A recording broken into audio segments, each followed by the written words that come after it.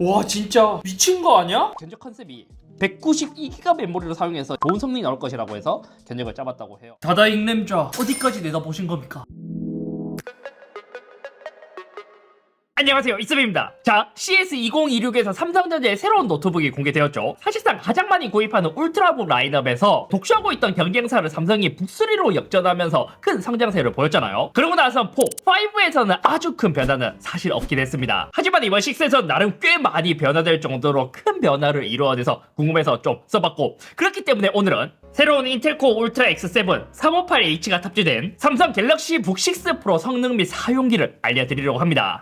일단 서두에 한번 말해야 될 게 있는데, 이번에 가격이 일단 지금은 램이나 SSD 가격이 미쳐 돌아가고 있어서 소비자의 입장에서는 노트북이 전반적으로 모두 다 비싼 게 아쉬워지긴 했어요. 하지만 그 부분을 떠나고 나서 또 신제품이다 보니까 또 어떠한 부분이 달라졌는지 이런 것도 보면 재미있어서 한번 사용기를 이야기해보도록 하겠습니다. 뭐 가장 먼저 볼 것은 디자인이죠. 폼팩터적으로 보자면 디자인이 아주 크게 바뀌진 않았지만 이것도 자세하게 살펴보면 꽤 많은 부분들이 변했더라고요. 가장 크게 체감되는 건 지난번에 이야기했던 상판, 여기 삼성 로고가 상단으로 올라갔거든요. 북시스 디자인 자체의 컨셉이 뭐냐면 균형미와 중앙 정면, 그냥 완벽한 대칭이 이번에 컨셉이라고 합니다. 그래서 삼성 로고가 원래 왼쪽 중앙에 있었는데 그게 중앙 상단으로 바뀌었습니다. 이것도 지난 영상을 댓글 보니까 호불호가 확실히 있더라고요. 이 로고도 조금 살짝 바뀌었습니다. 이게 기존의 로고는 오로라 반사 같은 느낌이 났다면 이번에는 무광 느낌의 약간 은은하게 반사되는 로고로 바뀌었더라고요. 솔직히 저는 이거를 지금 한 일주일 정도 사용했는데 바뀐 로고 위치가 저는 아직까지 적응이 되진 않습니다. 깔끔하긴 한데 뭔가 태블릿 같은 느낌이 나요. 포트 구성은 북5랑 크게 다르진 않아요. 왼쪽에 HDMI랑 C타입 포트 두 개가 있고요. 오른쪽에는 그나마 조금 바뀌었습니다. 요 이어폰 잭이랑 A타입이 반대로 이렇게 바뀌었고요. 여기서도 아쉬운 점이라면 마이크로 SD가 빠진 것. 지금은 사실 영상업을 하는 게 아니라면 마이크로 SD를 거의 안 쓰긴 하거든요. 그래서 저는 이 마이크로 SD가 아니라 SD가 들어가기를 원했지만 이번에는 마이크로 SD가 아예 완전 빠졌습니다. 대신 새롭게 나온 갤럭시 북6 울트라는 마이크로 SD에서 이번에 SD로 바뀌었습니다. 이거는 또 좋은 부분이죠. 스피커도 보면 북5는 좀 크게 그릴망이 있었다면 북6는 되게 얄쌍하게 스피커 그릴을 바뀌었어요. 그 외에 마감은 전반적으로 되게 괜찮게 잘 뽑아냈고, 보다 보니까 이게 뭔가 디자인적으로 봤을 때 균형이 조금 다른 거예요. 그래서 보니까 이게 자세히 봤을 때 모서리의 알감이 바뀌었습니다. 북5까지는 딱딱하고 각진 형태였다면 북6에서는 모서리 각이 약간 이 갤럭시 스마트폰이나 태블릿과 동일하게 맞춘 것 같아요. 조금 더 둥글둥글해져서 약간 좀 따뜻한 느낌이 나죠. 그리고 이제 다른 차이점이라면 지금 보다시피 좌우폭은 거의 유사하거든요. 대신 요 높이가 조금 더 짧아졌습니다. 체감적으로 드라마틱하진 않지만 재보니까 두께도 0.6mm 더 줄어들었습니다. 대신 무게는 전작 대비 조금 더 늘어났어요. 전작은 1.56kg에서 신형은 1.59kg으로 조금 더 늘어났죠. 이 부분에 대해서는 풀 알루미늄이라서 고급감은 좋지만 14인치는 그래도 나름 이제 무게가 그나마 괜찮거든요. 16인치는 무게감이 좀 느껴져요. 신형에서는 무게 다이어트를 하기를 좀 바랬는데 말이에요. 이제 내부를 딱 열잖아요. 그러면 아주 큰 변화가 이루어졌습니다. 마치 A사를 떠올리게 하는 키보드 쪽이 크게 바뀌었습니다. 기존 북5 프로는 이제 이렇게 16인치로 봤을 때 탱키가 오른쪽에 있고 요 검은색 키캡으로 있었다면 북6에서는 키보드 쪽이 모두 블랙으로 바뀌었습니다. 합판이 투톤 구성으로 이렇게 바뀌었어요. 그리고 16인치는 과감하게 이번에 탱키가 없어졌습니다. 탱키가 뭐냐면 키보드 옆에 붙은 요 숫자 키를 의미해요. 근데 이것도 일반 탱키라고 하기에는 사실 좀 작긴 했죠. 아마 노트북을 업무용으로 탱키를 많이 쓰시는 분들은 이게 싫을 거고, 저 같은 사람은 사실 탱키 빠진 게 더 좋습니다. 왜냐면 저는 노트북을 할 때 이 손 요게 노트북 딱 중앙에 오는 게 저는 더 좋고요. 그리고 이제 탱키리스에 익숙해지다 보니까 숫자를 요렇게 위에 걸 타이핑 하거든요. 요것도 익숙해지면 더 좋은 게 뭐냐면 원래는 숫자 키를 치기 위해서는 오른쪽으로서 치고 이렇게 다시 와야 됐는데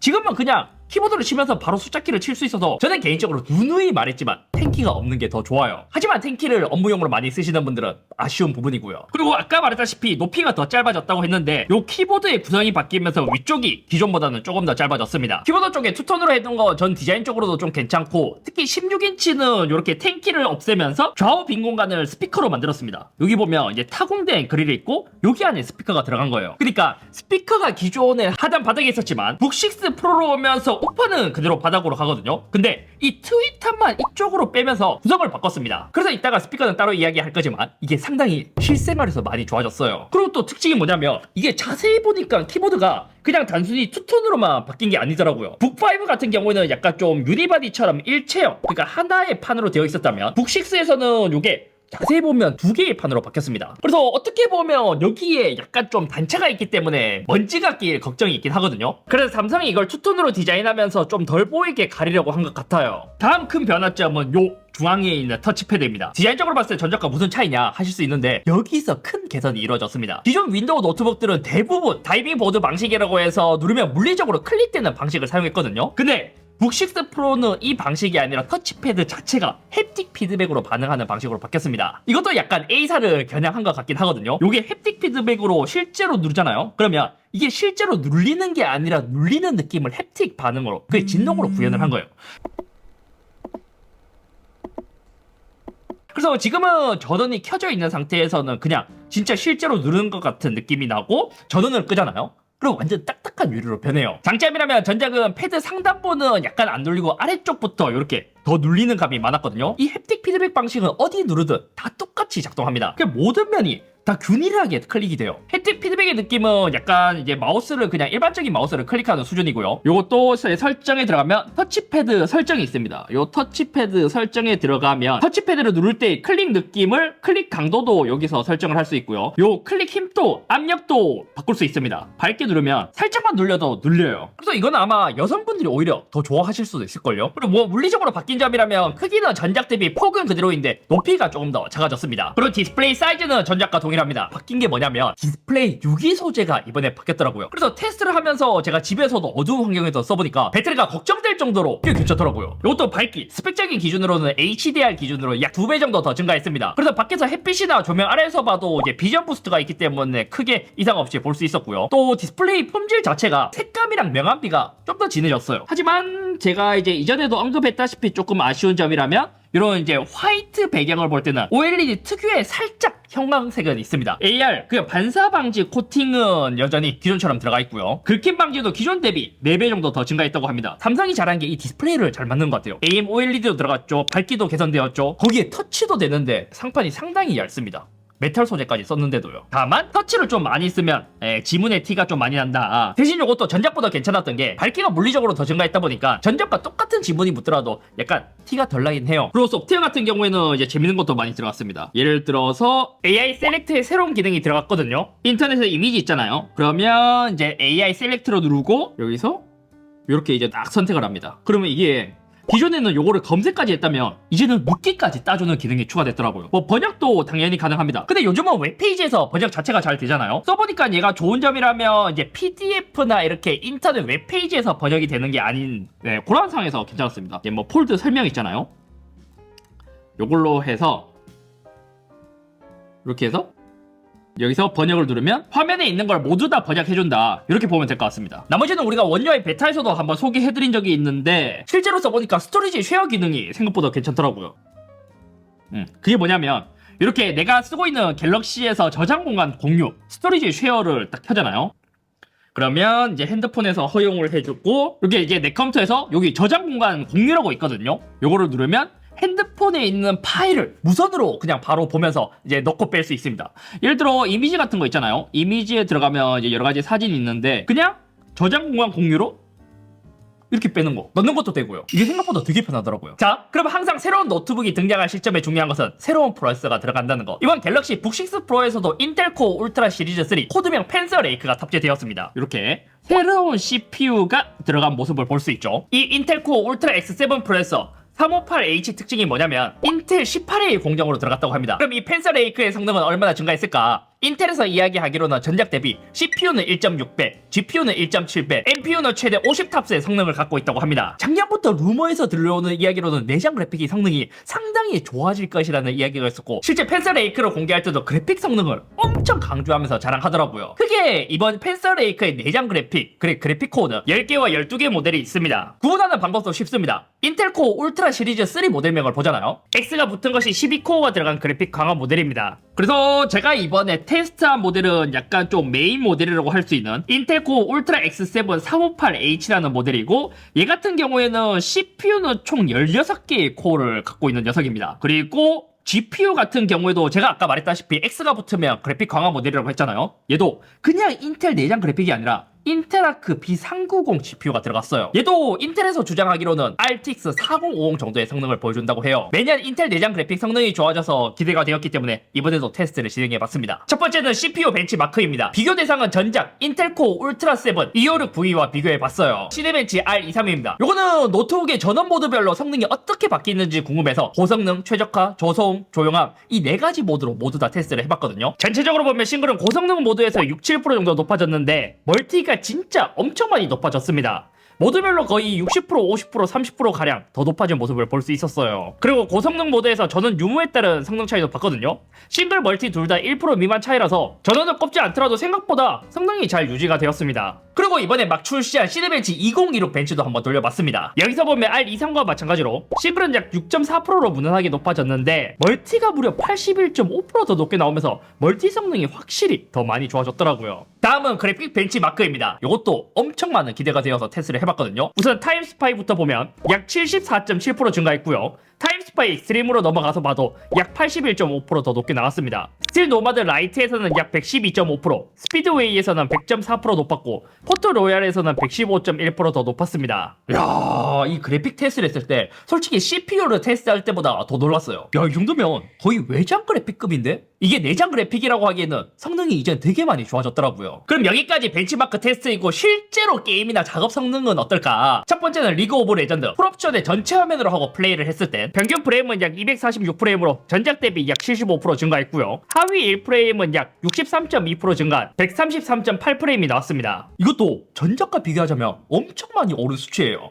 특히 하위 1%가 130프레임이 넘어가기 때문에 사실상 롤을 풀옵션으로 게임하면서 렉 걸린다라고 느껴지는 경우는 잘 없을 것 같아요. 갤럭시 북6 프로의 디스플레이가 120Hz거든요. 120Hz는 다 뽑을 수 있는 거죠. 다음은 로스트 아크입니다. 얘는 사양을 조금 더 타기 때문에 하옵션으로 한번 테스트를 해봤습니다. 이때 평균 프레임은 약 108프레임, 하위 1프레임은 약 67프레임으로 내장 그래픽인데도 60프레임 방어를 해주더라고요. 그래서 이제 내장 그래픽의 성능이 좋아졌다 보니까 이제는 배틀그라운드도 한번 돌려봤거든요. 국민 옵션 기준으로 봤을 때 평균 프레임은 약 69프레임이 나왔습니다. 전작에서는 사실 프레임이 좀 많이 떨어져서 이거는 아무리 내장 그래픽이 좋아져도 좀 힘들지 않을까 싶었는데 이 정도라면 이제 내장 그래픽 노트북에서 어느 정도 게임을 즐길 수 있는 수준으로 올라온 것 같더라고요. 다만 하위 1프레임은 약 33프레임 정도라서 진지하게 게임을 하기에는 조금 어려울 수도 있고요. 또 이제 배그를 테스트하면서 특이점이 뭐냐면 우리는 이제 개발 시료로 테스트했기 때문에 전체 화면 플레이가 안 돼서 테두리 없는 창모드로 했는데 만약 전체 화면으로 플레이를 한다면 아마 프레임이 더 올라가지 않을까 싶습니다. 이렇게 게임을 돌려보니까 아니 생각보다 실제 게임 성능도 좋아진 것 같아서 원래 내장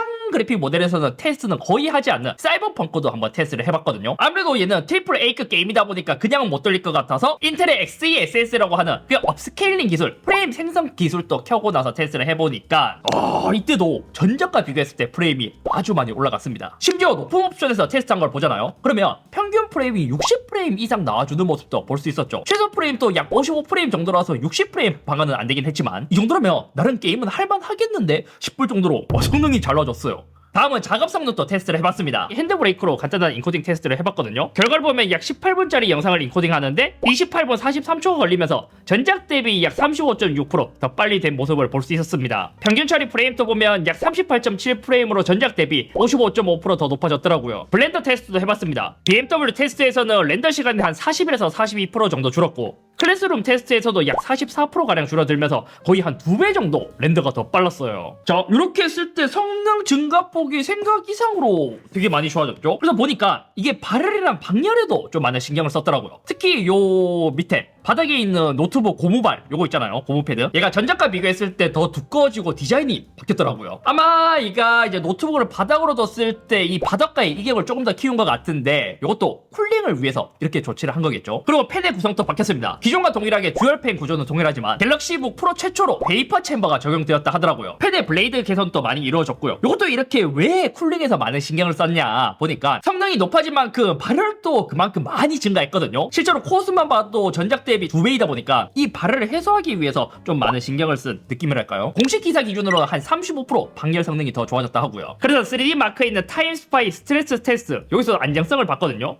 이때 보면 평균 프레임은 북6 프로가 더 높긴 하지만 안정성은 87.8%로 전작 대비 8%포인트 떨어지는 모습을 볼 수 있었습니다. 아마 성능이 좋아지면서 발열도 그만큼 늘어서 그럴 수도 있고 아직까지 정식 출시 전이기 때문에 드라이버 문제가 있을 수 있긴 해요. 그럼 실제로 체감되는 발열은 어땠을까? 이것도 상당히 많은 개선이 이루어졌습니다. 실제로 우리가 막 진짜 풀로드로 테스트를 한다면 당연히 키보드 위로 막 발열이 좀 많이 올라오거든요. 근데 대체로 일반적으로 게임을 하거나 작업을 했을 때 요 팜레스트 존이나 터치패드 있는 쪽은 발열은 거의 그다지 안 느껴졌습니다. 가장 발열이 심한 부분은 여기 상단 배기구가 있는 부분이었고 키보드 쪽도 요런 식으로 발열이 좀 올라왔거든요. 전반적으로 보자면 사용자가 손을 이렇게 올려두잖아요. 그러면 손이 닿는 영역은 최대한 피하려고 노력은 했지만 요것도 엄청 많은 플로드가 걸릴 때는 그래도 좀 느껴진다. 특히 키보드 중앙부와 키보드 최상단부는 좀 많이 느껴져요. 아무래도 프레서가 여기 있다 보니까 요거는 어쩔 수 없는 부분이겠죠. 근데 이것도 전작에서는 좀 약간 게임을 하거나 이러면 좀 뜨끈뜨끈하다, 좀 뜨겁다 이렇게 느껴졌다면 얘는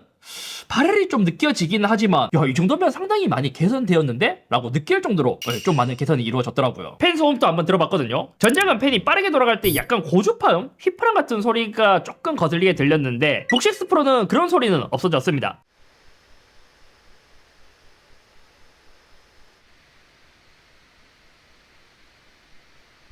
다만 이게 바닥에 좀 떠 있어서 그런지 바람 소리 자체의 크기는 북6 프로가 더 큰 것 같았고요. 특히 조용한 모드 같은 걸 하잖아요. 그럼 전작에서 거의 소리가 안 들렸던 수준에서 이제는 조금 미세하게는 들리는 정도?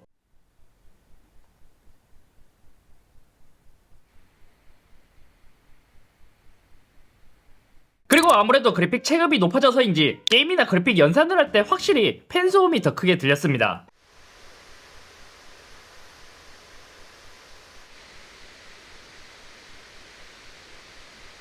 다음은 배터리입니다. 배터리 용량도 전작 대비 약 2.6% 더 늘어났습니다. 우선 4K 영상 스트리밍 테스트 시 총 9시간 34분으로 전작 대비 3시간 19분 정도 더 줄었습니다. 분명히 배터리 용량은 더 늘었지만 그래픽 체급이 올라가서인지 유튜브 재생 시간은 조금 더 줄었더라고요. 충전은 전작과 마찬가지로 최대 65W 충전인데 아무래도 배터리 용량이 좀 더 커졌다 보니까 전작 대비 완충 시간은 18분 더 오래 걸리기도 했습니다. 게임 테스트도 해봤습니다. 배터리 100%에서 1시간 동안 게임을 돌렸을 때 남은 배터리는 전작은 48%, 북6 프로는 46%로 배터리가 조금은 더 빨리 닳았습니다. 다만 배터리는 2% 더 빨리 닳았지만 앞에서 봤듯이 프레임은 100프레임 정도 더 나왔습니다. 그리고 작업 시 전성비 테스트도 한번 해봤거든요. 일부러 저소음 모드로 해서 전력 제한을 좀 하고 테스트를 했거든요. 이때도 전작 대비 프레임 처리량이 더 높게 나왔습니다. 그래서 전체적으로 보면 성능은 훨씬 더 좋아졌지만 배터리는 어쩔 수 없이 조금 더 먹는 느낌이었습니다. 다음은 스피커. 이야, 스피커도 체감적으로 되게 많이 좋아졌어요.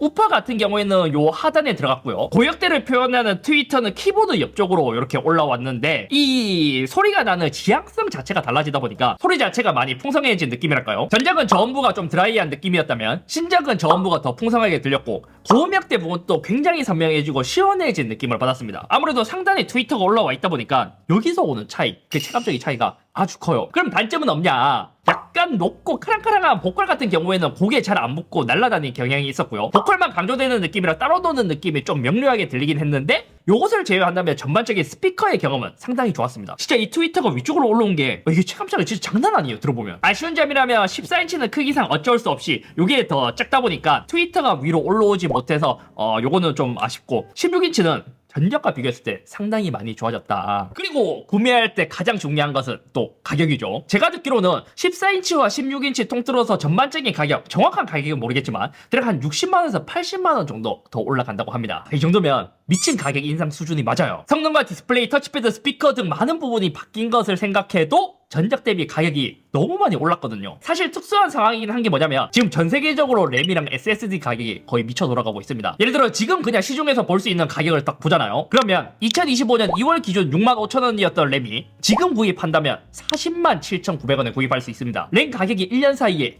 6.2배가 올랐습니다. 그나마 방어하고 있던 SSD 가격도 지금 많이 올랐거든요. 삼성전자에 있는 1TB SSD 기준으로 보자면 지금은 작년 대비 약 2배 정도 가격이 더 올랐습니다. 심지어 이것도 지금 계속 오르고 있어요. 그러니까 노트북 가격이 오른 건 사실이지만 근거 없이 그냥 무지성으로 또 올린 건 또 아니기도 해요. 물론 이번 갤럭시 북6 프로를 보면 제품 포지셔닝 자체를 좀 하이엔드로 찍고 햅틱이 들어간 패드도 받고 디스플레이 성능 모두 다 하이 퀄리티로 때려놓고 가격도 그만큼 올려버린 느낌도 있기도 하고요. 그래서 사실 너무 비싸진 것도 맞고 이유 없이 그냥 또 오른 건 아니라서 어느 정도 개인적으로 납득을 하기는 했지만 아마 이 갤럭시 북을 시작으로 올해 출시될 노트북은 모두 다 가격 인상이 상당히 높을 것으로 예상이 됩니다. 또 한편으로는 그래요. 일반 사용자 입장에서 이번 노트북으로 갈아탈까 생각했어도 쉽게 갈아타기에 맘먹기 어려운 가격, 그러니까 쉬운 가격은 절대 아닐 거예요. 그럼 또 1년 존버할까요? 라고 한다면 사실 내년에 랜값 SSD 값이 떨어진다는 보장이 또 없긴 해요. 오히려 오른다라는 소문은 되게 많고요. 이 정도로 가격이 오르면 차라리 갤럭시 북5 프로를 구입하는 것도 괜찮을 것 같은데, 만약 나는 무난한 과제용 업무용 노트북이 필요한데 국산 노트북이 AS도 잘 되고 마음도 편하고 나는 그리고 갤럭시를 써서 삼성 노트북을 구입하고 싶어, 이러면 지금 시점에서 가격이나 모든 걸 따져봤을 때 갤럭시 북5 프로를 구입하는 것도 괜찮을 것 같습니다. 왜냐면 북5에서 북6로 넘어갔을 때 그만큼 많은 부분이 변하긴 했지만 그만큼 가격 차이도 많이 나거든요. 가격을 제외하고 갤럭시 북6 프로를 보자면 성능이 전반적으로 매우 훌륭하고 로고 위치는 솔직히 조금 별로이긴 하지만 제품의 마감도나 완성도는 상당히 좋았습니다. 아마 메모리 가격 폭등만 없고 가격 인상만 없잖아요. 그러면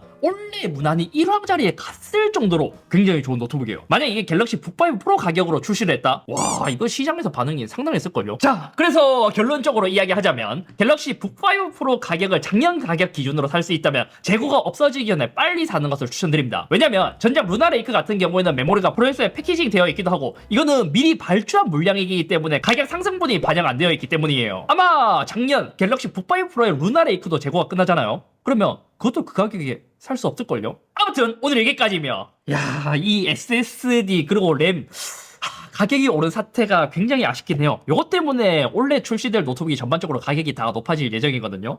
그래서 이제 북6 프로에서 가격이 좀 많이 높기는 하지만 진짜 제품은 잘 나왔어요. 제품은 잘 나왔는데 램이랑 SSD 가격 폭등이 또 걸림돌이네.